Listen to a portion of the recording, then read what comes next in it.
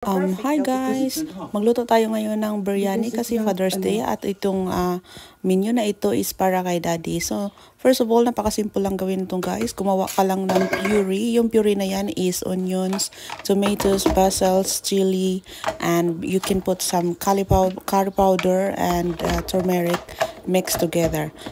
And don't forget to put some parsley and mix it together and blend it. And then, lagyan mo rin siya ng coconut. At yung coconut na yun is yun na yung parang pangsabaw mo doon.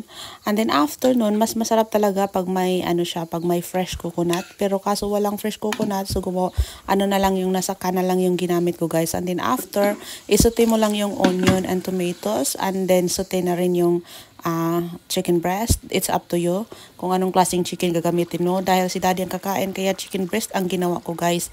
Mas masarap pag mga buto-buto ang chicken ang ilagay mo. Kaso nga, hindi ito para sa akin, para kay Daddy. So, this is like chicken breast ang gusto niya.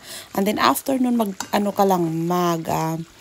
ka lang ng rice. And then, imimix mo lang siya dyan. Ilagay mo yung puree. And then, after dyan, pakuluin mo siyang mabuti. Paininan mo siya. And then, hanggang sa parang malapit na matuyo. And then, ilalagay mo na yung rice.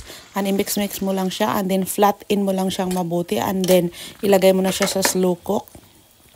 Pagkatapos ng ilagay mo siya sa slow cook guys, is ilalagay mo na yung mga toppings. Yung mga toppings na yan is all fried.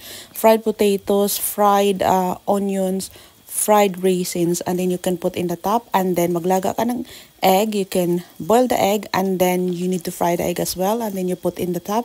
So very simple. You can put in there in the top. That's all the toppings and that's it. It's ready to eat.